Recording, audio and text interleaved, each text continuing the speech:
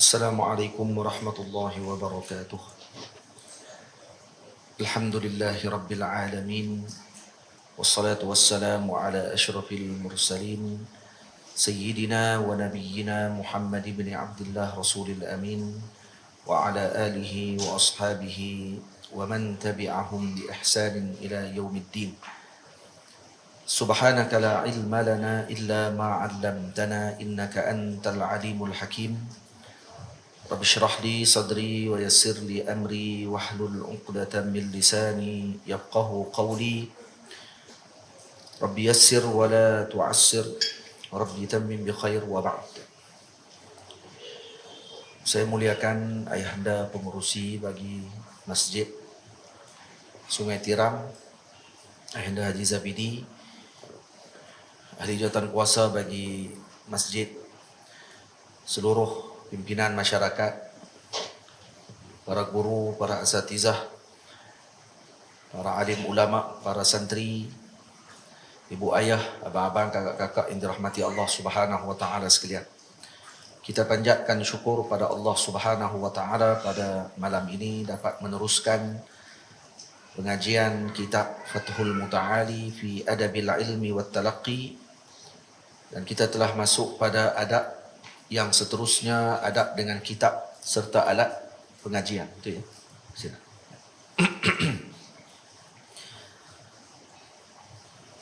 Peliharalah adabmu wahai teman, dengan kitab juga alat pengajian. Lapiklah kitabmu dengan sesuatu, tinggikanlah pasti kamu kan dibantu. Di antara adab yang sangat diambil perhatian, di antara kamalat atau kesempurnaan yang dituntut pada ilmu ataupun seorang yang ingin menyandarkan dirinya dengan ilmu adalah berkait dengan apa sahaja yang berkait dengan ilmu, maka dia akan muliakan. Ini dia punya kaedahnya begitu.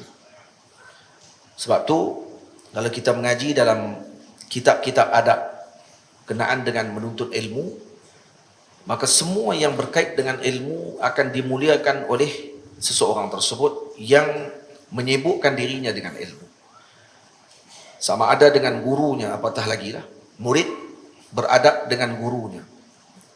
Dan bila beradab dengan guru, terbahagi kepada beberapa bahagian. Pada diri peribadi guru itu sendiri, murid memuliakan gurunya, majlis ilmu dengan gurunya, bagaimana keadaan murid di dalam majlis ilmu bersama dengan gurunya, dan termasuk juga dengan keluarga gurunya, anak guru, isteri guru, ibu guru, ayah gurunya, guru kepada gurunya, hatta sehingga para ulama menyebut orang kampung gurunya juga pun dimuliakan. Macam tu. Waktu pernah diceritakan oleh Maulana Yaqub Sahib, Maulana Ali Tanwi, rahimahullahu ta'ala, dalam kitabnya berkenaan dengan adab menuntut ilmu. Pernah satu hari beliau memuliakan seorang, atau melihat gurunya memuliakan seseorang. Beliau melihat Maulana Yaqub Sahib memuliakan seorang lelaki tua. Bila ditanya oleh para murid, kenapa dimuliakan orang tadi? Orang tu orang biasa.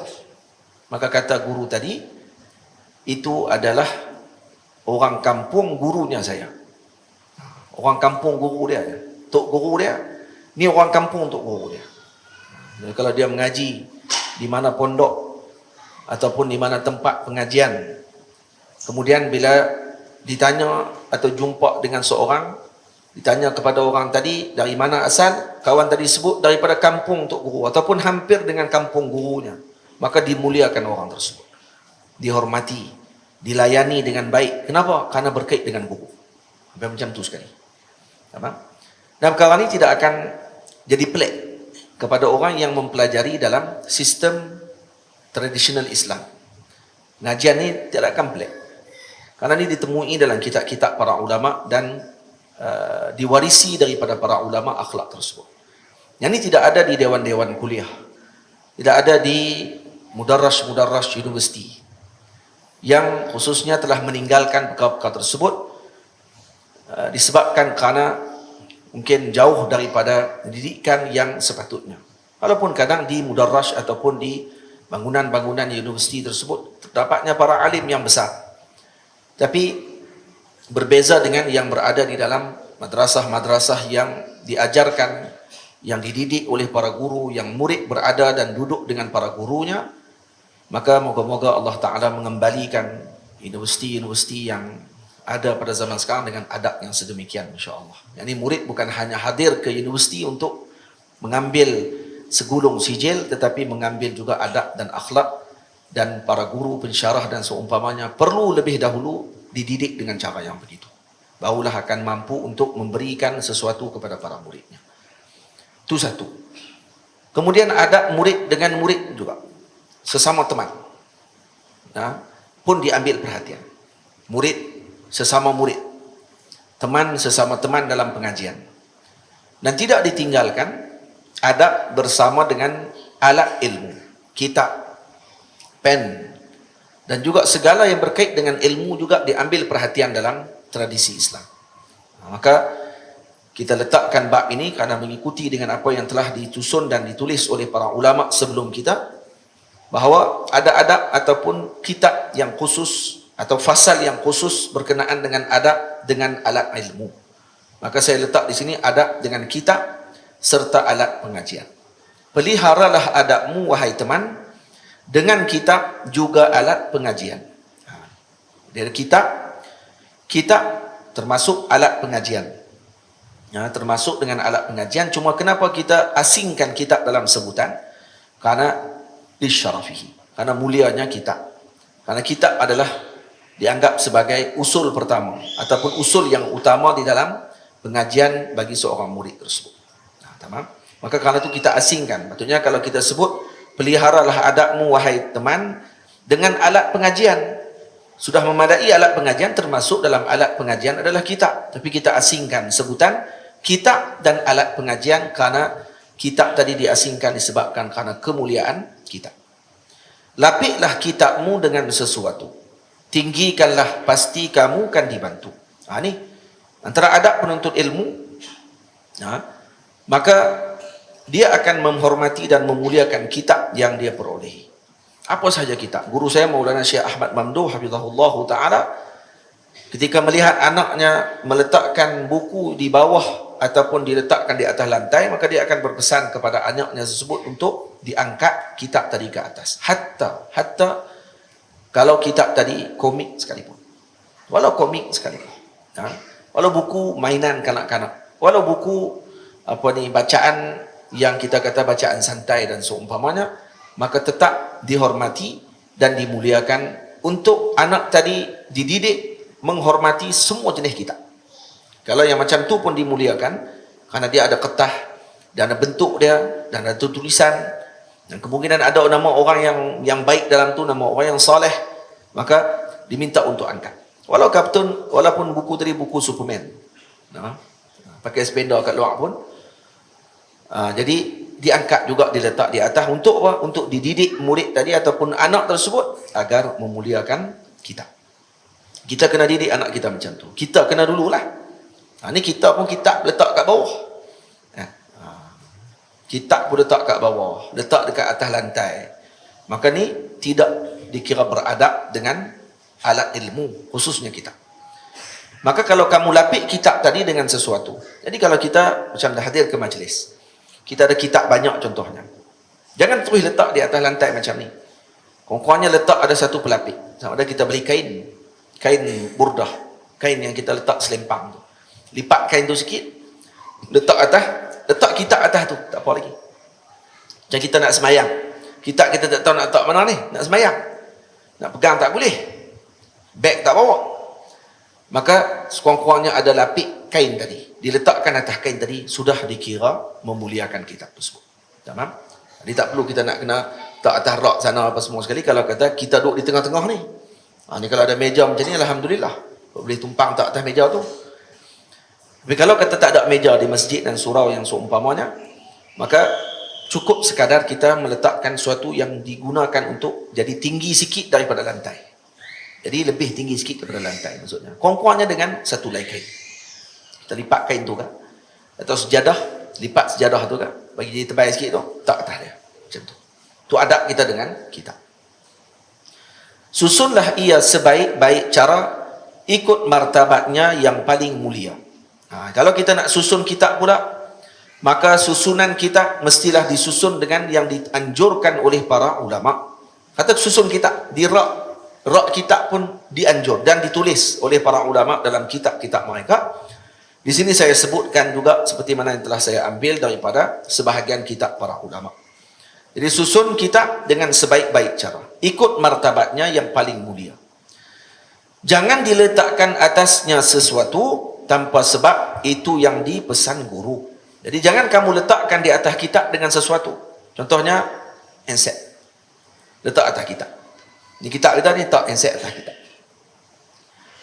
Macam ni. Ni alat dia. Ni dikira alat ilmu. Apa dia? Pemberat kitab. Baik, boleh tak kita letak atas kitab untuk jadi pemberat? Ini berkait dengan kitab. Maka ni tidak dikira menghina dan juga tidak dikira sebagai orang panggil apa? Tidak beradab dengan kitab. Karena ni alatnya. Alat ni digunakan untuk memberatkan muka surat atas. Ni muka surat ni kita kalau kita buka buku, khususnya buku macam ni yang kalau dia mudah untuk tutup balik, letak alat macam ni, dia letak di atas, maka dia akan memudahkan untuk kita baca. Maka ni tidak dikira menghina.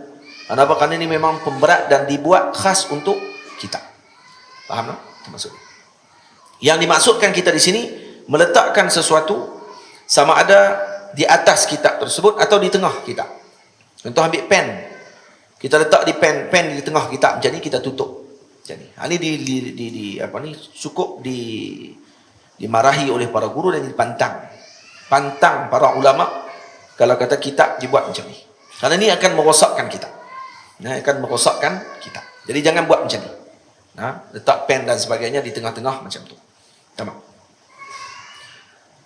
Ni ada sekali dulu saya duk cari. Guru saya Maulana Syekh Ahmad Mamduh. Saya tengok dia letak atas kitab dia. Tu saya tanya, Syekh beli di mana ni? Pak cari di Mesir tak jumpa. Syekh kata beli waktu ketika beliau musafir ke Amerika.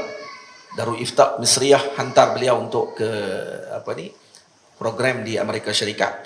Kata beliau dia pergi lawat di kedai-kedai buku di situ dan ada pemberat kitab tadi. Saya pun tulislah sekali dalam Facebook. Kata ada di mana ada boleh cari ni pemberat buku ni, sampai 4 kat saya. Alhamdulillah lah. Masa lepas ni nak kena tulis lain kan. Saya tulis dalam Facebook. Saya kata nak cari mana atau benda ni kan. Siapa-siapa boleh bagi tahu nak sini. Ada jugalah yang tolong bagi tahu gua dah. Kan? Tolong beritahu Ustaz nak cari ni ada di sini. Masa tu Shopee tak apa nak ni sangat. Shopee apa semua tu tak apa nak guna sangat. Jadi kata depa boleh cari di sini, boleh cari di sini, beritahulah. Tengok tak sampai 2-3 minggu sampai di rumah saya pak datang ni. Saya kata banyak sangat pula dah. Bakat bagi hadiah. Dia kata tak apa. Hak orang bagi tu Ustaz boleh buh dalam beg ni satu, dalam beg tu satu, dalam beg ni satu. Elok, cantik. Bakat bagi habis. Alhamdulillah. Terima kasih banyak dan moga Allah Taala jadikan tu sebagai mizan hasanat. Setiap mana saya guna benda ni dapat pahala insya-Allah. Dan ni juga boleh guna untuk katok kepala anak murid kan. Hak ni tak dengar cakap. Hak ni bahaya lah, ni besi dalam ni berat. Ni bahaya. Jangan main-main.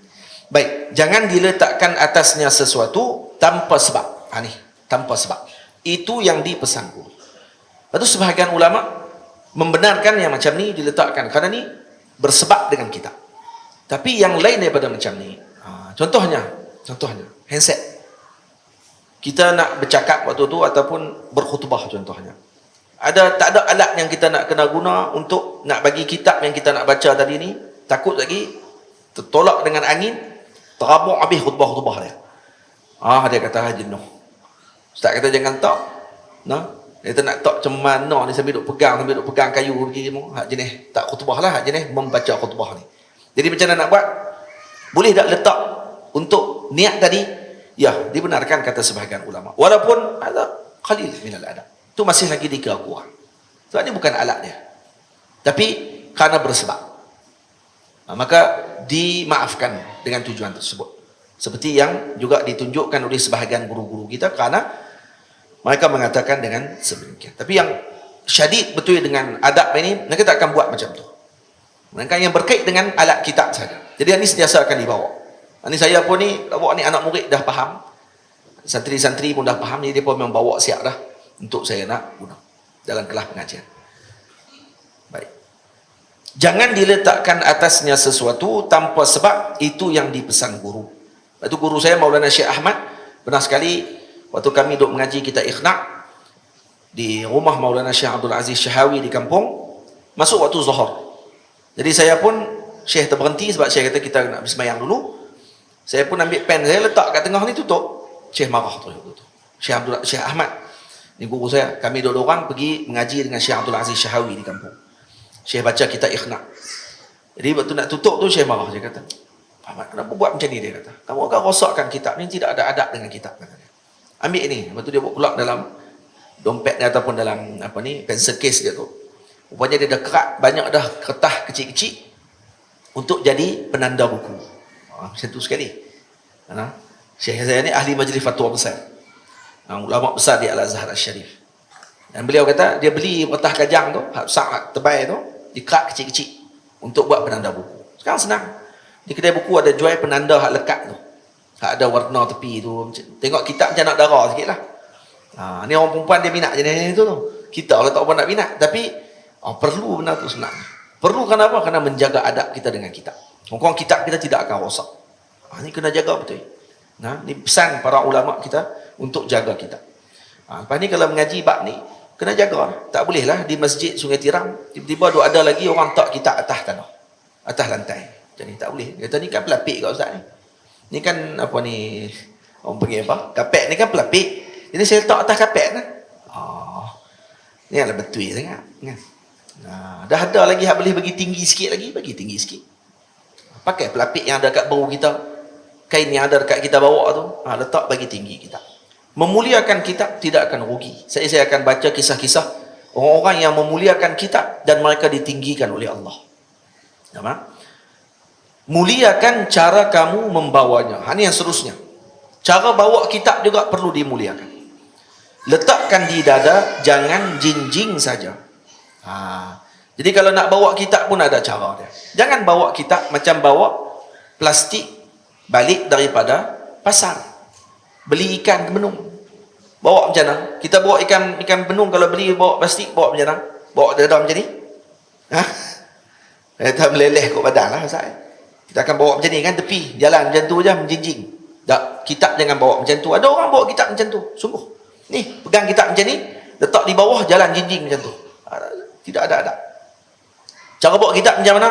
Pegang di sini, dada. Tak di sini. Bawa. Tak di atas sikit. Memuliakan kitab. Hatta kami kalau kata bawa kitab kadang-kadang dalam beg sekalipun, beg tadi walaupun ada dah tempat gantung, diangkat tinggi juga beg tu, walaupun ada tempat gantung. Ni duk gantung kat bau ni, pun angkat juga, letak kalau boleh angkat. Sebab tu kalau beg hak jenis buh kat belakang kan, sebuah macam tu, buh kitab dalam, dia akan tukar pergi ke depan. Beg galah kot depan. Dia tak galah kot belakang. Nanti kita akan duduk di belakang. Dia galah kot depan. Untuk memuliakan kita. Nampak huduh lah. Tak apa bawa beg macam tu, tak memuliakan kita. Karena memuliakan apa yang ada dalam beg tadi. Tu sampai tahu tu. Lepas tu guru-guru kalau tengok anak murid bawa macam tu, tak payah marah. Kata ni bagus, budak ni budak reti adab. Tahu kitab duduk depan. Tak? Ni tambah tak kitab pula di belakang, beg pula jenis melanduh sampai turun sampai ke punggung. Kitab duduk kat punggung. Tak comel. Bagi duduk depan, tak apa. Tidak rugi jika kamu tinggikannya, bukti kamu bersyukur dengan nikmatnya. Tidak rugi kalau kamu meninggikan kitab. Kalau kamu tinggikan di sini dengan makna memuliakan kitab. Bukan tinggi dengan makna tinggi dengan maksud yang hakiki, dengan maksud letak di tempat yang tinggi. Tidak berugi jika kamu tinggikannya itu dengan maksud memuliakannya, bukti kamu bersyukur dengan nikmatnya. Bukti kita bersyukur dengan nikmat Allah, maka kita akan memuliakan apa sahaja yang mengenalkan kita kepada Allah, termasuk alat ilmu tadi. Kitab tadi alat ilmu yang mengenalkan kita kepada Allah dan Rasul SAW, maka kita muliakan. Faham? Tak kira kita apa pun. Kita sains, kita Mak Saleh orang putih ke, kita apa pun. Jangan kata orang kita ni kita orang putih punya, boleh buat latte pun tak apa. Oh, jangan gitu. Yang ni ajak anak murid untuk kita jadi tidak beradab dengan kitab-kitab ilmu. Kena hati-hati dengan ucapan-ucapan kita, khususnya para guru, yang kadang boleh menyebabkan terbina akhlak murid kita dengan sebab sikap kita. Lepas tu kata ulama, apa sahaja kitab sekalipun, apa sahaja ilmu sekalipun, muliakan. Muliakan. Nah, jangan kita mudah-mudah untuk kita mengambil dan melakukan perkara tersebut. Kecuali kalam tadi, kalam syirik. Dalam tu kitab tu kalam syirik contohnya. Yang tu tidak ada mulia bagi kitab tersebut. Kalau kitab tu sains tulis 1 tambah 1, matematik 1 tambah 1 2, kan ni ilmu tu. Tak ada ni tak apa. Nah, ni tak apa ni. Buat like taik pun tak apa. Oh. Dah kali mengaji faraid guna tu juga. Matematik tu juga. Nah. Jadi ilmu ni tidak ada tasadum, dia tidak ada bertembung antara satu sama lain. Jangan sampai kita mendidik para murid kita untuk bertembung dengan realiti. Ini akan menyebabkan jadi rosak dan akan jadi syadid, tak tentu halal. Sama. Bersucilah jika mahu menyentuhnya. Guru kami Maulana Syekh Ali Jumaah Hafizahullah, Mufti Mesir, beliau ni orang yang sangat memuliakan kitab dan memuliakan ilmu. Dia sangat memuliakan ilmu. Apa sahaja bidang yang beliau tidak baca, semua dia baca. Sampaikan Maulana Syekh Usamah Al-Azhari pernah sekali balik daripada satu negara, kata beliau dia dapatkan sebuah kitab muzik, kitab pasal muzik. Nah, jadi kitab muzik ni antara kitab yang rare, yang susah ditemui lah.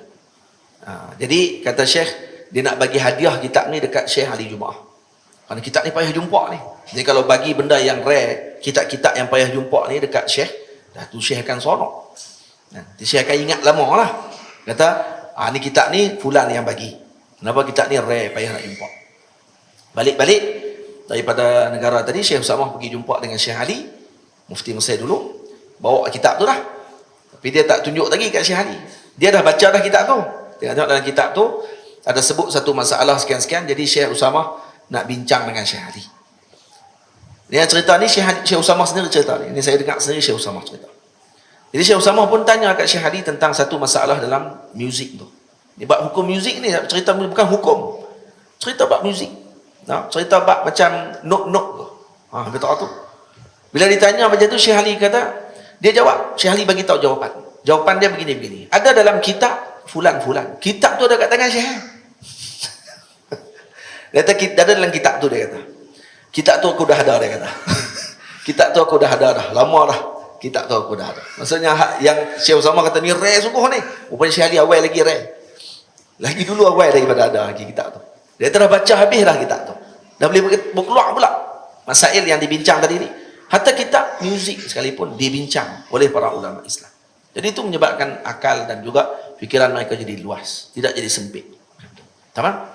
Jadi bukan saya nak suruh apa ni main muzik pula, dah. Yang maksud kita sini apa dia? Dimuliakan apa saja berkait dengan maklumat dan pengetahuan. Itu macam tu. Baru kita akan jadi luas pengetahuan kita. Baik. Dan kita ni kalau kata kita benda kadang kita tak jumpa, kita tak tahu, kita akan jadi bermusuh dengan satu benda tadi. Tidak. An-nasu a'da'un lima jahilu. Seorang tu akan bermusuh dengan benda yang dia tak tahu. Tamam?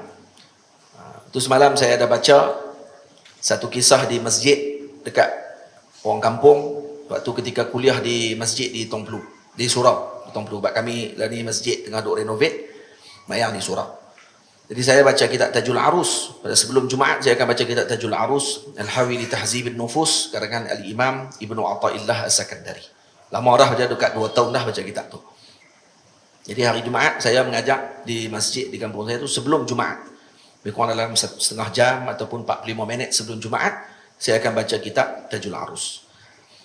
Dan kitab Tajul Arus ni kitab yang tadris, diajar di Al-Azhar satu ketika dulu dalam bidang tasawuf. Antara kitab yang diajar di Masjid Azhar Tajul Arus dan Tanwir. Tanwir di Isqati Tadbir Al-Imam Ibnu Athaillah juga kitab yang tadris. Ada disebut dalam kitabnya. Jadi ada satu kisah yang menarik. Saya baca kat sini pula. Malam dah baca dah dekat kampung, ni baca kat sini bagi faedah kat sini pula. Ya. Kisah ni disebut oleh Al-Imam Syekh Zakaria Kandahlawi, Maulana Zakaria Kandahlawi rahimahullahu taala, syaikhul masyayikhina. Disebut dalam kitabnya Talazum Asy-Syari'ati wat Tariqah. Nah, talazum di antara syariat dengan tariqah. Ni kitab ni bagus. Kena beli dan baca. Nah, saya ada kitab tu di Zawiyah, ada kitab saya. Cerita dia berkenaan dengan anak kepada Syekh Zakaria Kandahlawi. Ni nak cerita kata apa ni? Orang ni dia kadang dia akan jadi bermusuh dengan benda yang dia tak tahu. Dan kenapa berlaku macam tu? Kenapa berlaku macam tu? Jadi ini diceritakan. Dia kata annaha indama kanat tadrusu fi bidayati amriha al-qa'idah al-baghdadiyah. Ini anak kepada Syekh, anak perempuan Syekh, anak perempuan Maulana Zakaria Kandahlawi rahimahullahu taala, ketika mula dia belajar qaidah Baghdadiyah. Qaidah Baghdadiyah ni cara bacaan, itulah kita duk mengaji Iqra tu. Ini qaidah Baghdadiyah. Wa darasat fi ihdal jadawil biha alifun fathah a wa nunun fathah na. Kan baca mengaji itu kan. Alif fathah a, nun fathah na. Kan baca gitu. Mana dia mengaji lagi? Ba alif fathah ba wa nun fathah na bana. Hakadha dibaca sampai tu sana, tana, jana. Dan wa fi akhiril jadwal indama aqra'atha walidatuha hamzatu alif fathah hamzah alif fathah panjang. Kan hamzah alif, ya alif tengah atas tu ada hamzah, dipanggil hamzah alif lah.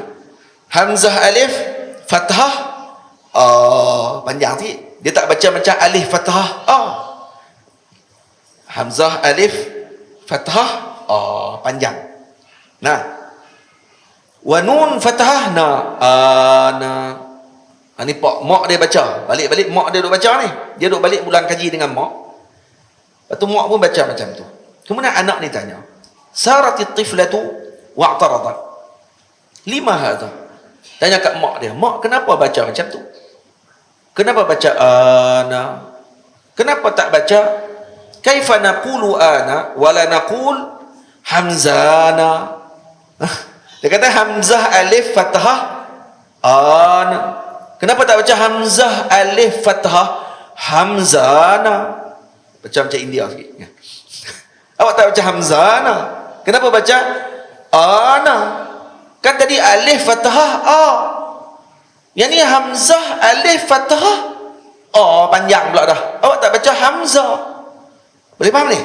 Faham tak? Ini saya baca bahasa Arab ni. Dia kata kenapa tak baca macam tu? Li'annahu hasbal qa'idatil mustamirrati min awwali harfin ila huna yajibu an yakuna hamzah alif fathah hamzan wa nun fathahna hamzana. Dia kata sepatutnya macam itulah kalau kaedah macam tu.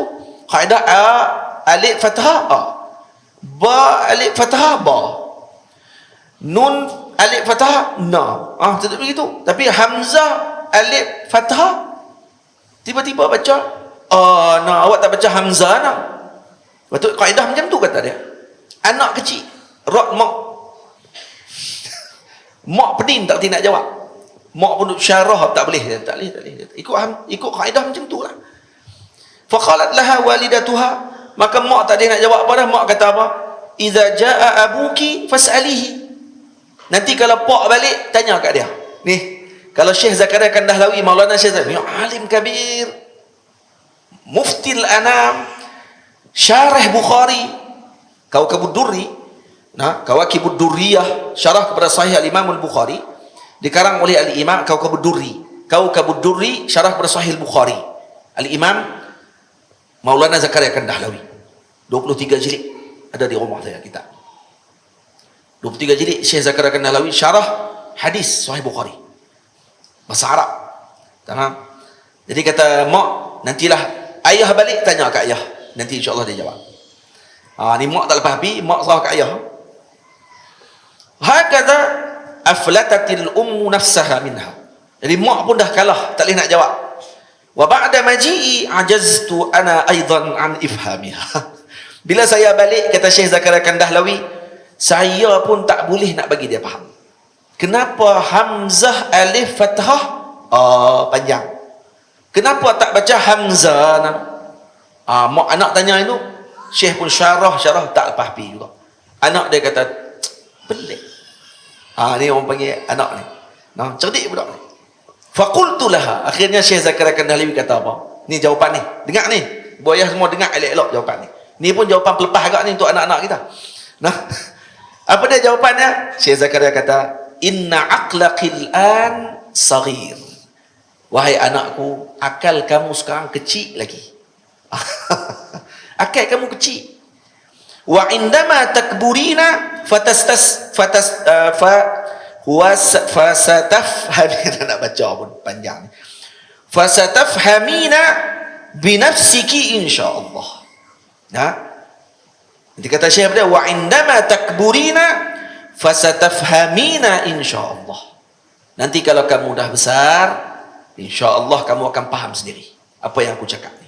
Al-an aqluki saghir. Akal kamu kecil wahai anakku. Dia kata Syekh ni jawapan dia, jawapan dia apa dia? Kerana akal kamu kecil, jadi kamu tak lepas lagi nak fikir benda tu. Dan kata Maulana Syekh Zakaria Kandahlawi, hakadha in warada li ayya ishkalin fi hadisin ma aw halin atadhakkaru jawabi li binti saghirah hadhihi bi anna aqlaka al-an saghir. Jadi saya, kata beliau, selepas daripada tu, mana-mana hadis yang saya jumpa saya tak faham, mana-mana perkataan yang saya jumpa saya tak jelas, kalam ulama yang besar-besar contoh saya baca saya tak faham, saya akan ulang balik jawapan yang saya bagi ke anak saya dulu. Inna aqlakal an saghir. Sebut itu dulu kat kita. Sebab tu kita kalau baca kalam ulama tak faham, jangan rak ulama tu. Ni tak belagak orang zaman lah. Dia baca hadis tak faham, tu dia kata ulama tu tak betul. Dia baca kitab tak jelas, dia kata ulama tak betul. Dia baca kalam para awliya kibar, tu panggil awliya kibar. Kenapa kibar? Karena mereka ni kabir fi aqlihim wa fi anfusihim. Diri mereka sendiri besar, akal mereka juga agung. Kita akal kecil, baca kalam kibar tak faham. Macam mana budak darjah 1 tak faham bacaan tulisan doktor yang mengajar di universiti, untuk silibus universiti. Budak darjah 1 nak faham macam mana? Kenapa? Kerana inna aqlaka saghir. Akal kamu kecil. Jawapan dia macam tu juga. Kata Syekh Zakaria Kandahlawi, selepas tu kalau saya tak faham mana-mana hadis yang saya baca, maka saya akan ulang balik jawapan yang saya bagi ke anak saya tadi. Saya akan kata kat diri saya, inna aqlakal an saghir. Akal kamu sekarang kecil, nanti besar faham. Faham ni tak? Ini tidak baca kitab ulama-ulama dulu dia tak jelas, dia tengok ni kitab ni tak betul. Ulama ni sesat. Sesat je hang yang tak erti. Nampak? Jawapan ni comel. Jawapan ni cukup comel dan cukup menarik. Walaupun asalnya pelepah diri, nampak tak? Aulia Allah Ta'ala mereka bukan jawab untuk pelepah diri, tapi jawapan mereka ada irsyad. Jawapan mereka ada manhajul hayah, jalan kehidupan. Faham? Jadi Syekh Zakaria Kandahlawi kalau kita tengok baca tahu jawapan ni macam nak pelepah diri ni. Tak, bukan pelepah diri. Pelepah diri kat kita. Kita kalau jawab kat anak kita ni, anak kita tanya-tanya kat pak tak erti nak jawab. Pak kata syarah-syarah, pak pun tak lepas pi dah. Dan kali pak pun kata teringat ustaz kata itu ni. Pun dia pun kata kat anak dia, sesungguhnya akal kamu kecil lagi. Nanti besar faham insya-Allah. Main anak besar dah, nak tanya balik kat pak faham dah hari tu ni. Pak memang tak faham daripada hari tu lagi, Pak pun kecil juga akal rupanya. Faham? Jadi macam tu. Kita kalau tak faham kalam aulia, kalam ulama, sebut macam tu terus kat diri kita. InsyaAllah Allah berkati. Tamam? Berkati kerana kita akan beradab dengan aulia Allah Ta'ala. Ini tak beza dengan orang zaman dah. Dia tak faham kalam ulama, dia syarah juga. Lah kali dia kata ulama tu salah, dia betul. Anjay zaman dah. Zaman kurangnya adab. Tak faham? Azan dulu kan? Tak sampai. Tidak rugi jika kamu tinggikannya. Baca dah. Bukti kamu bersyukur dengan nikmatnya. Bersucilah jika mahu menyentuhnya. Hendaklah hadaplah wajahmu ke arah kiblatnya. Yang kedua, yang seterusnya adab ketika nak pegang kitab, hendaklah kita bersuci jangan kita pegang dalam keadaan yang tidak bersuci. Kitab ilmu, lazimkan diri kita pegang dengan bersuci. Hatta nak pegang sekalipun. Ini disebutkan oleh Syekh Muhammad Awwamah, Syekhuna Muhammad Awwamah, hafizahullah ta'ala wa ra'ahu, wa atala umrahu, amin ya rabbal alamin. Semoga Allah panjangkan umur beliau. Dia sebut dalam kitab beliau ini, Zakar al-Imamu Ibnu Rusyaid rahimahullah fi tarjamati Abi Dzar al-Harawi.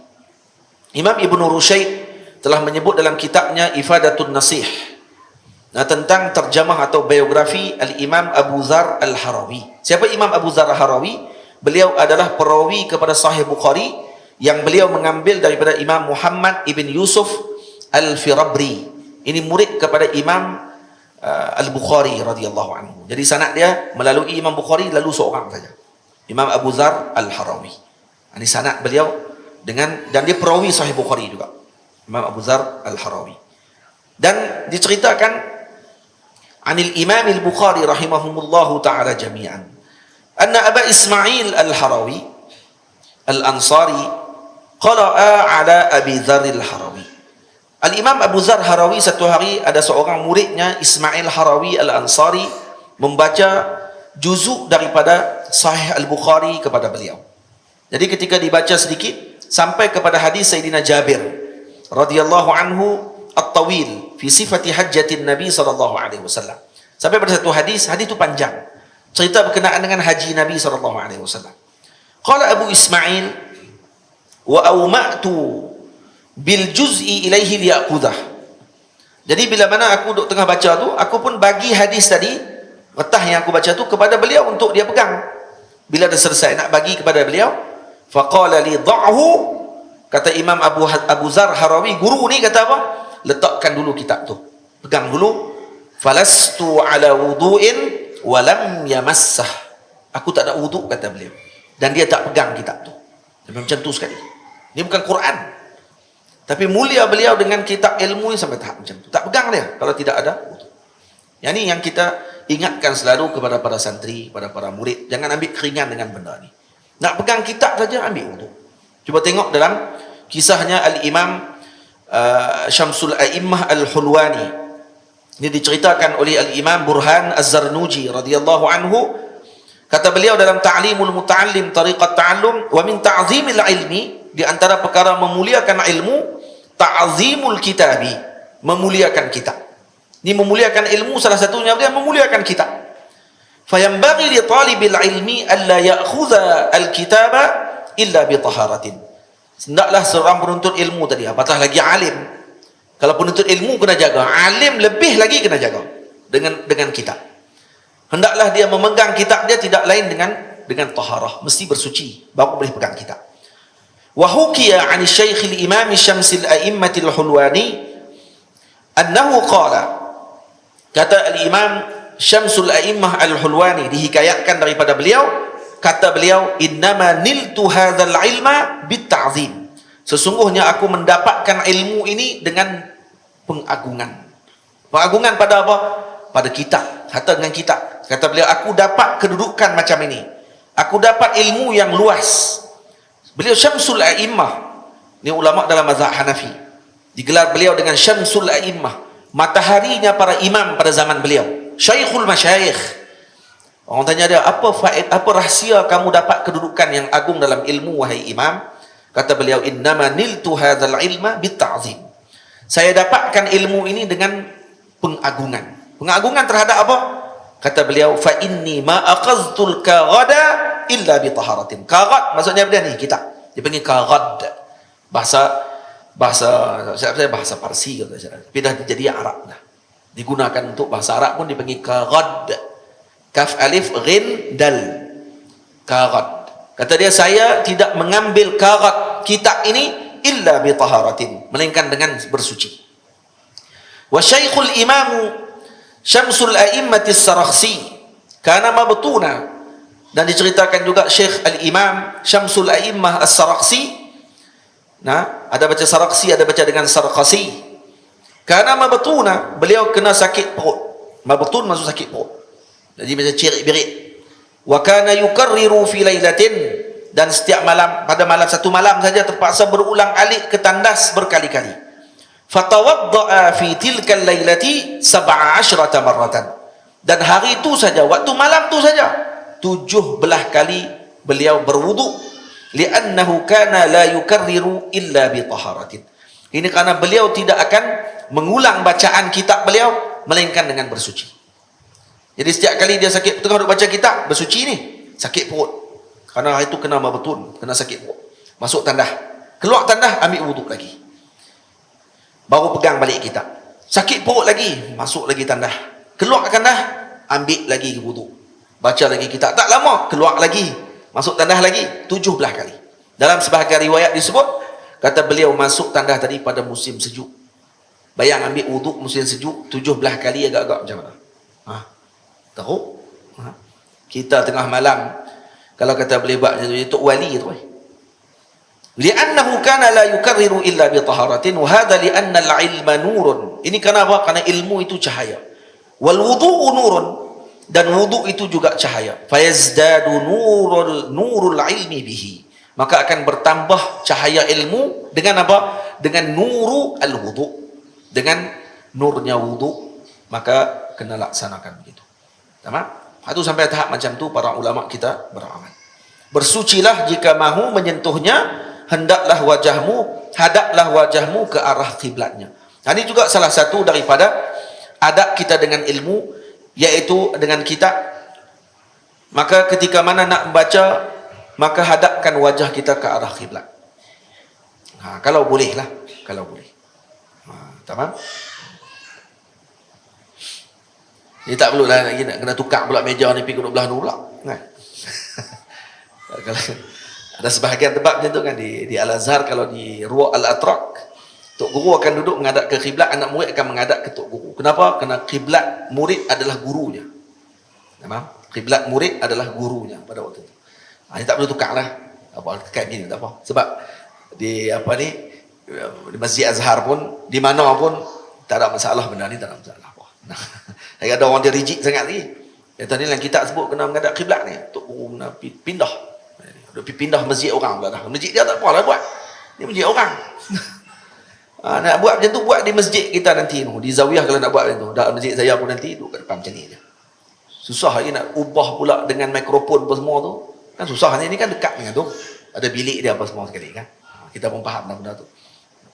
Jenuh masjid nak kena pusing fikir pula nak kena buat bilik satu lagi kat belakang. Okey, kerana tok guru nak kena menghadap kat sini. Orang perempuan pula nak duduk macam mana pula. Ada benda teknikal saja benda tersebut. Yang penting jaga adab dalam majlis tu saja. Pesan guru saya Ahmad yang mulia, Ahmad Mamduh maksudnya. Ni guru saya ni Ahmad Mamduh. Jangan letakkan penamu di dalamnya. Ni saya sebut tadi. Jangan letak pen di dalam buku. Jika kamu ingin jadikan penanda, guna kertas, jangan dilipat hujungnya. Jadi kalau kamu nak jadikan penanda, gunakan kertas. Ambil kertas, jadikan penanda. Agak-agak tak ada sangat dah ni. Ni ada, orang panggil apa ni? Tisu. Lipat tisu ni sikit, letak dalam ni. Letak dalam ni, tutup. Ni. Jangan dilipat hujung kita.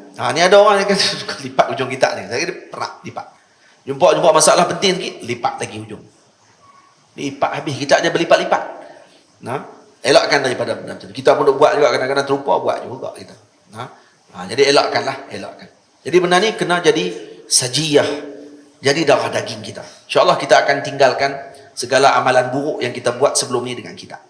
Sebelum ni duk bawa kitab macam ni, jinjing tangan macam tu saja, elakkan. Lepas ni dah balik daripada samaratul ilm al-amal. Buah bagi ilmu adalah amal. Ingat, beramal dengan satu benda yang kita dapat dengan ilmu tu akan dapat berkat yang besar dalam kehidupan kita. Akan dapat barakah yang besar. Barakah maksud dia apa dia? Ziyadatul khair. Bertambah kebaikan demi kebaikan. Dengan hanya memuliakan kitab dan juga ilmu. Tamam? Jika kamu ingin jadikan penanda, guna kertas, jangan lilipat hujungnya. Tulislah dhabitmu terang biar jelas, berguna kelak pandanganmu tak jelas.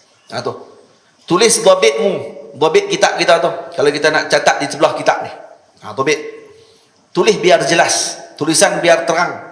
Batu ulama-ulama dulu antara benda yang dipelajari di pondok ataupun di tempat-tempat pengajian zaman dulu, khat. Khat juga dipelajari. Tak tinggal ilmu khat. Untuk apa? Untuk tulis. Saya di Zawiyah, di pondok saya, para santri masuk juga kelas pengajian khat. Adalah 2 kali khusus buat baru 2 kali ya. Yang dulu sebelum ni tulisan, kalau baca Allahu Akbar. Nah, Syaribi terkejut kalau baca tulisan ni bah. Sat dia tarik, sat dia putus, sat dia tarik pula dia putus balik tengah-tengah. Ala ni dah bersambung sikit lah. Ada rupa sikit tulisan tu. Kalau jumpa tu orang ingat khat maghribi. Nak baca macam mana ni tulisan ni. Dia yang boleh baca. Tulisan doktor. Jadi orang panggil apa? Kena masuk kelas khat juga. Tulisan khat ni untuk apa? Untuk bagi cantik tulisan dan diindahkan kita punya, untuk kita apa ni? Kita memuliakan ilmu. Cuba tengok tok guru, ada guru-guru kita, para ulama kita tanah Melayu ni, yang kitab-kitab mereka dijual balik. Orang photostat jual balik. Kenapa? Kerana dhabit dia comel. Comel dhabit tepi tu sampai kita boleh ambil manfaat betul. Kita boleh ambil manfaat dengan dhabit dia tadi. Jadi tulislah dhabitmu terang biar jelas, berguna kelak pandanganmu tak jelas. Kenapa? Suruh tulis bagi jelas. Kerana akan nanti boleh kita guna balik waktu ketika mata kita tak apa nak jelas. Nampak? Jadi kalau mata kita tak jelas nanti, dhabit kita dulu kita tulis tak apa nak jelas, maka waktu tu kita akan jadi menyesal. Lepas tu kita sebut di sini bawah, biar nanti anak cucumu bersyukur, punya datuk tulisannya tidak kabur. Tu. Biar anak cucu bersyukur dengan Allah. Tok Wan dulu tulisannya jelas, cucu boleh ambil manfaat. Kalau cucu mengaji di Al-Azhar, masuk pondok, mengapai matan dan seumpamanya, bila main-main mengaji balik, jumpalah buku Tok Wan dulu. Kitab-kitab Tok Wan duk mengaji pondok dulu. Cucu pun tariklah kitab Tok Wan. Ada satu masail yang dia tak apa nak jelas. Tengok Tok Wan dia tobik banyak. Dia pun buka-buka tengok tu dia tulisan Tok Wan. Patut buruk, Tok Wan pun buruk dia kata. Dahlah muka dia pun buruk, tulisan pun buruk juga. Kena maki dengan cucu. Sebab tu kata ulama, biar tulisan kita tu jelas. Jangan sampai nanti kita tua kita menyesal dan lepas mati kita dicela. Dicela oleh siapa? Oleh anak cucu. Anak cucu baca tu dia buruknya tulisan Tok Wan. Huduh, ya Allah macam ni dahlah huduh. Imla tak betul imla tu. Nahu pun tak kena. Jam. Sebab tu kena beringat betul-betul. Ini untuk apa? Untuk generasi akan datang. Bila kita baca tu boleh balik ambil manfaat. Menulis itu ada adab tersusila, bacalah tazkirah, pasti kau teruja. Dalam kitab ni ada disebutkan tentang adab menulis. InsyaAllah rezeki ini kita akan baca pada minggu depan, pada bulan depan. Antara adab-adab tu kalau kita sempat baca. Cuma ni antara perkara yang penting yang disebutkan dalam ini. Yang saya sebutkan ni adalah usul masail dalam adab kita dengan kitab dan juga alat pengajian kita. Begitu juga pen. Saya tak sebut sini pen. Macam mana kita nak letakkan pen kita? Pen tempatnya di telinga, kata guru kami Maulana Syekh Abdul Huda Yaqubi hafizahullah. Kalau kata boleh letak sini, boleh juga letak di sini, tak ada masalah. Jadi kalau kena tengah tulis, kita letak di telinga. Tamam? Dan antara adab kita juga dengan kitab penulis yang kita baca, ketika kita baca satu kitab, contohnya karangan para masyayikh, para ulama, elok kita baca dan kita nak tutup kitab ni. Tidak. Maka kita buat apa? Sebaiknya kata Maulana Syekh Abdul Wahab Sya'rani radhiyallahu anhu, kata beliau, sebaiknya kita sebut dustur ya sayyidi. Ini bahasa Parsi. Dustur ya sayyidi. Apa dustur? Ay istazin ya sayyidi. Ay ba'da iznikum ya sayyidi. Dengan izinmu wahai tuanku, untuk saya tutup kitab ini sebentar. Ini kalau kita nak pergi tandah, contohnya murid nak pergi tandah. Dia tengah duk baca kitab, lepas tu dia nak terkencing. Dia nak tutup kitab ni. Maka dia baca apa dulu? Dustur ya sayyidi. Dustur ya sayyidi itu seolah macam kita tengah bercakap dengan pengarang kitab. Dan fihi sir azim. Rahsia yang agung kalau kamu amalkan macam tu. Sungguh. Seolah kita sedang bermuamalah dengan pengarang dia sendiri. Ini sir azim yang tidak ada melainkan kepada orang yang menuntut ilmu dengan para guru. Faham? Jadi kita bermuamalah dengan kitab seolah macam kita sedang berada di depan penulis kitab tersebut sendiri. Kalau kita sedang membaca depan dia. Maka bila kita nak tutup, jangan tutup macam tu saja. Jangan dilempak macam tu saja. Tak ada adab dia. Sebut apa kata Maulana Syekh Abdul Wahab Sya'rani radhiyallahu anhu, Syekhul Islam, kata beliau, sebut dustur ya sayyidi. Dustur tu bahasa Parsi, ringkas. Bahasa Arab dia istazin ya sayyidi, atau ba'da iznikum ya sayyidi. Itu bahasa Melayu apa dia? Dengan izinmu wahai tuanku. Dengan izinmu wahai tuan guru, untuk saya tutup kitab ni sebentar. Untuk saya nak pergi ke uruskan saya punya hajat saya dan seumpamanya. Kemudian balik, buka balik dalam keadaan bersuci. Macam tu, berterusan macam tu, insya-Allah Allah Ta'ala akan bagi barakah yang azim kepada kita semua. Sedikit cerita yang saya nak cerita di sini.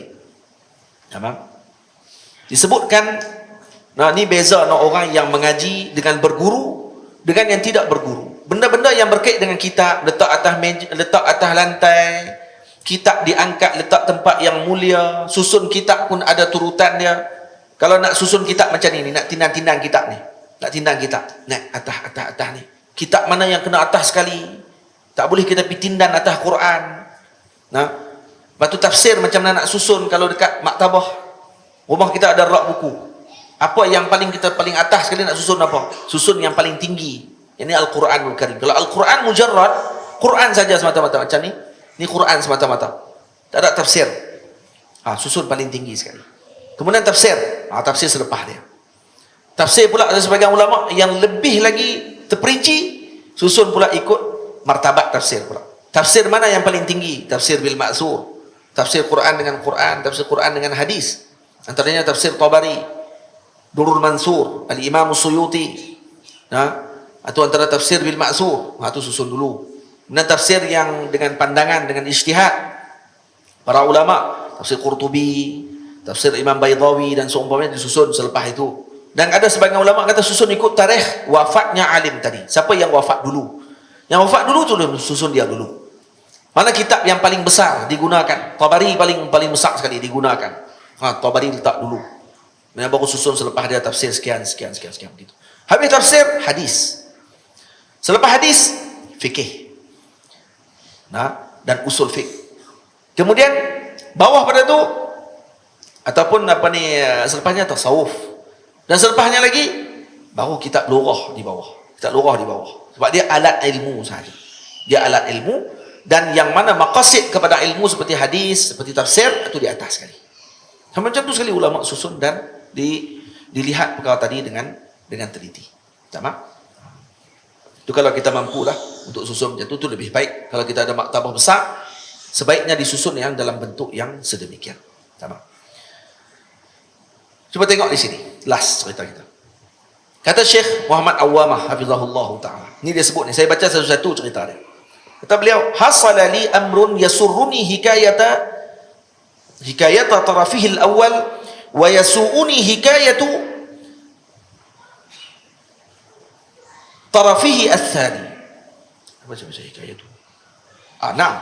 Hasala li amrun yasurruni hikayatu tarafihi al-awwal wa yasu'uni hikayatu tarafihi al-thani.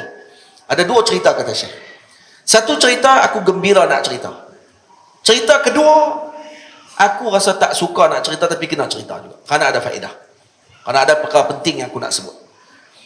Wa takhliduhu fi hadhihi as-safahat. Dia kata, dan nak aku letakkan dalam kitab ni cerita kedua ni, sebenarnya aku tak suka, tapi aku kena letak juga. Lakinni sa'ahkihi, tapi aku nak kena cerita li alfitan nazaru min qilalihi ila amrin akhara muhimmun arju faidatah. Kerana aku nak tunjuk pada satu benda yang penting untuk diambil faedah dengan cerita aku tadi. Cerita pertama. Kuntu ayyama talabi wa maziltu taliban walhamdulillah. Aku ketika mana sedang menuntut ilmu, dan alhamdulillah sampai sekarang aku tuntut ilmu. Ini Syekh punya tawaduknya beliau. Wa maziltu taliban kata beliau. Walhamdulillah. Kita pun kena macam tu juga. Saya dulu waktu mengaji, tak usah sebut macam tu selalu sangat. Kena sebut alhamdulillah sampai lah duk mengaji lagi. Jangan saya dulu duk mengaji dululah. Lah ni alhamdulillah dah alim besar, dah mengajak merata ni. Kok mana? Itu tak ada adab, tak ada akhlak. Jadi saya dulu duk mengaji, dan alhamdulillah sampai lah duk mengaji lagi. Masih mengaji lagi. Fi sahatil madrasati asy-Syu'baniyah. Di kawasan lapang Madrasah Syu'baniyah. Tempat ni antara madrasah ni antara madrasah yang agung yang mengeluarkan para ulama di Halab dulu. Kata beliau, wa ma'i kitabi, sama aku kitab aku. Ahmiluhu biyadil yusra. Ni aku bawa dengan tangan kiri. Cuba tengok ni tuan-tuan. Syekh kata, waktu ni aku tengah duduk mengaji masa kecil dulu di madrasah waktu tu. Aku bawa kitab dengan tangan kiri. Faja'ani fadilatu syekhuna. Minta maaf. Waja'ani fadilatu syekhina al-allamatul mutafanninu az-zawaqah dzul malakatil ilmiyatin nadirah al-faqih asy-syafi'i an-nahwi al-ustadz Syekh Ahmad Qallash al-mutawaffa bil madinatil munawwarah an 100 amin. Taghammadahu Allah bi rahmatih. Aku waktu ketika sedang jalan tu tiba-tiba datang guruku al-mutafannin, az-zawaqah, al-alim, al-faqih, an-nahwi. Ni gelaran beliau. Nampak kata ni guru besar, alim kabir. Dia mengajak di madrasah Syu'baniyah dulu. Dulu orang alim-alim besar di Syria dulu mengajak di madrasah untuk budak-budak. Zaman dulu. Haji zaman dulu. Sebab tu keluar tok guru besar pada zaman tu. Habis madrasah keluar tok guru. Kenapa? Karena hak duk mengajak pun tok guru besar. Dan bila Syekh ni meninggal di Madinah, Syekh Ahmad Qallash nama beliau. Wafat di Madinah umurnya 100 tahun. Meninggal tahun 1428 Hijriah. 1428 Hijriah. Jadi 40 tahun yang lepas. Lebih kurang 20 tahun yang lepas. Lebih kurang. Baru sangatlah meninggal maksudnya. Syekh Ahmad Qallash. Fa'akhadha al-kitaba min yadil yusra. Aku bawa kitab tangan kiri. Syekh tadi lalu, Syekh Ahmad Qallash tengok aku bawa kitab tangan kiri. Terus dia ambil kitabku tadi. Dia ambil kitab di tangan kiriku tadi, wa wada'ahu fi yadil yumna. Dia ambil letak kat tangan kanan aku. Nah, tak kat tangan kanan. Kemudian dia kata apa? Allahumma atini kitabi biyamini. Ya Allah, moga nanti aku akan dapatkan kitabku nanti dengan tangan kananku di akhirat nanti insya-Allah. Nampak tak? Tafaulan. Dipanggil optimis. Dengan optimis yang maksud dengan benda yang baik. Tafaul hasan maksudnya. Moga kamu pegang kitab dengan tangan kanan, akhirat nanti akan dapat kitab dengan tangan kanan insya-Allah. Tengok macam mana adabnya para ulama dalam mendidik para muridnya. Dia tak main kat anak murid dia pegang tangan kiri, awak yang bodoh sangat ni. Tak kata gitu. Dia tak kata gitu. Tapi orang Melayu kita ni kadang-kadang kasar juga orang Melayu kita ni. Guru Melayu kadang-kadang dia boleh tahan juga kalau dia nak paku anak murid dia tu, dia paku semua. Tak ni pada masyarakat Arab, kemudian tua-tua karena kematangan mereka dan seumpamanya, dia main kat anak murid dia pegang kitab tangan kiri tu, ambil main kitab tangan kiri, ambil tak kat tangan kanan, kemudian dia baca doa, Allahumma atini kitabi biyamini. Moga-moga nanti kita akan ambil kitab dengan tangan kananku insya-Allah. Itu doa dia. Dan ni dia kata yasurruni jiddan. Dan lepas tu kata beliau, saya tidak pernah lagi meletakkan kitab di tangan kiri. Macam tu sekali disebabkan kerana adab guru yang diajar tadi. Walaupun benda kecil saja. Diingat oleh Syekh sampai beliau tua. Ingat tak? Dan kemudian wa madat muddatun laysat bitawil. Ini cerita kedua. Cerita last. Dan tak lama selepas tu, letaklah terlalu panjang sangat masa. Selepas saya keluar daripada madrasah, wa dakhaltu kulliyat asy-syari'ah bi Jami'ati Dimashq. Saya masuk madrasah di kuliah Dimashq, di madrasah di Jami'ah Dimashq, di Universiti Dimashq di Syria. Wa nahnu fi akhiril 'amid dirasil awal. Kami pada akhir tahun pengajian yang pertama. Tahun pertama kami di situ. Nantazirul ikhtibar asy-syafahi fi maddatil fiqh. Kami sedang duk tunggu nak masuk periksa oral. Periksa oral ataupun syafawi atau syafahi, boleh sebut dua-dua. Dalam maddah fiqh, wa kana al-kitabul muqarraru alaina tuhfatul fuqaha. Jadi kitab yang kami digunakan waktu itu sebagai muqarrar untuk periksa oral tu, ini sampai soal jawab. Iaitu kitab Tuhfatul Fuqaha lil Imam As-Samarqandi. Wa tala al-intizar ala ahadi talabah wa ta'iba min al-wuquf. Jadi ada anak murid seorang ni, kata Syekh aku duk tengok ni. Dia pun pelajar juga waktu tu di Jami'ah Dimashq, Syekh Muhammad Awamah. Dia tengok ada seorang kawan dia ni duk pegang kitab juga. Duk tunggu ni nak masuk dalam kuliah dewan tu, nak jumpa dengan doktor nak tanya ni. Oral kan? Duk tunggu lama, tunggu sangat. Dia kata dia nak kena duduk. Dia nak duduk.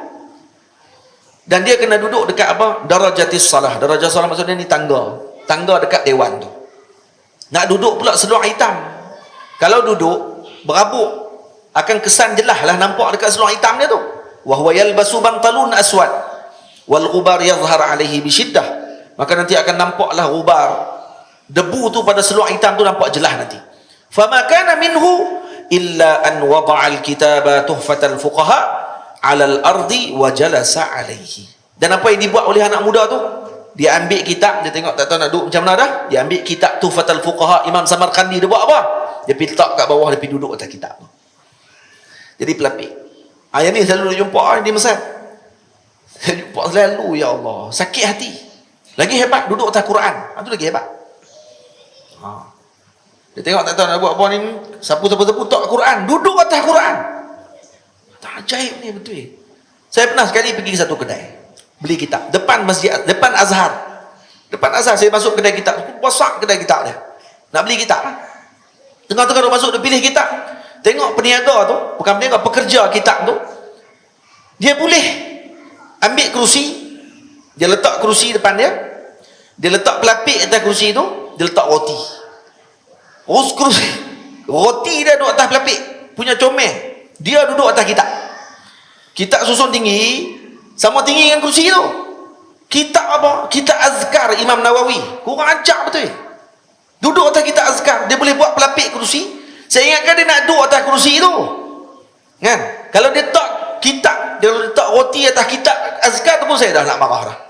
Ni dia pergi duduk atas kitab tu, punggung dia duduk atas kitab Azkar. Dalam tu ada hadis, dalam tu ada ayat Quran. Kitab apa pun jangan duduk. Dia pergi duduk. Pipi duduk tu saya kata kat dia, kamu duduk atas kitab. Kata, takhun alal kutub. Kata. Dia kata, dia buat tak dengar. Dia kata, dia buat tu. Saya kata, tak asam, hang pekak ke apa? Kata dia. Dia bangkit tu, tinggi. Tinggi pada saya lagi. Saya ni pun peringkat tinggi dah lah. Dia pun tinggi lagi. Bangkit dia tahu. Apa dia? Hang kata apa aku? La anta asam? Dia kata, 2 kali saya ulang. Hang pekak, kata. Dia main nak tumbuk saya. Dah mai tumbuk. Dia berani. Padahal tak wani pun kita pun. Tapi tahu kata dia salah tu, dia tak wani, harap dia takkan tumbuk saya saja. Dia tahu kata dia salah. Dia main nak tumbuk saya, kawan saya tarik dia. Tarik. Tu saya kata kat depan kita, kedai kita. Saya kata, wallahi, saya tak akan masuk kedai ni sampai bila-bila. Saya tak akan masuk kedai ni sampai bila-bila, kata. Karena ada orang yang tak ada adab macam ni dengan kita. Saya kata kat toki kedai tu. Toki kedai tu buat tak tahu. Dia kawan-kawan dia. Orang ajak. Semua satu kedai orang ajak. Dan Alhamdulillah selepas sebulan kedai tu tutup. Tutup terus sampai lah tak buka. Tak ada terus kedai kita. Alhamdulillah. Saya bukan sebab saya kata saya Tok Wali ke apa. Tak lah. Ingat. Saya kata wallahi saya takkan masuk dah kedai ni sampai bila. Sampai sebulan. Kedai tu tutup terus lepas tu. Bankrupt. Kedai tu. Tak tahu pergi ke mana lah kedai tu. Dia pun pindah ke mana. Allah Allah. Saya tak jumpa lah kedai tu. Depan Masjid Azhar, kedai besar, tutup tu. Jadi pejabat politik lepas tu. Pejabat Abdul Fattah Sisi. Jadi pejabat politik lepas tu. Kata aku Abdul Fattah Sisi main-main hampa keluar rumah ni. Aku nak buat pejabat kali ni. Pergi terus, habis kedai kita tu. Jahat betul saya tengok. Dah lah buat duduk atas. Dah duduk atas kita. Buat bekak lah tu. Dia tak dengar. Tak dengar kena buh bekak sudah. 2 kali pula saya buh. Alhamdulillah. Kita pun geram waktu tu. Jiwa muda waktu tu.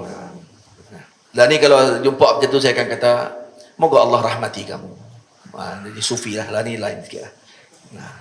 Kalau tu aja nak tumbuk lah ni kalau jumpa saya kata, moga Allah yahdik.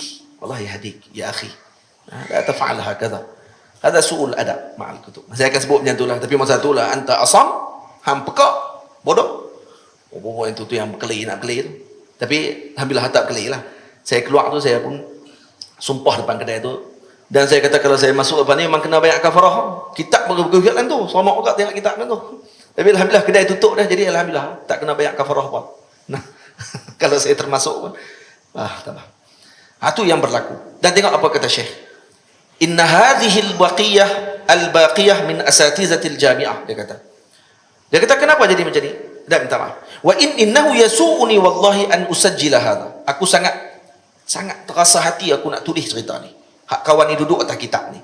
Walakinni aradtu minhu amran akhar. Tapi aku nak satu benda yang lain aku nak cerita ni. Apa dia?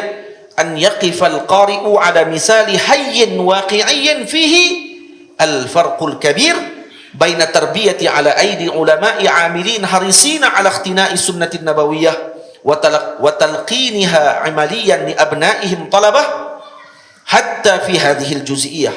Yani apa? Hamlil kitabi bil yadil yumna la yusra.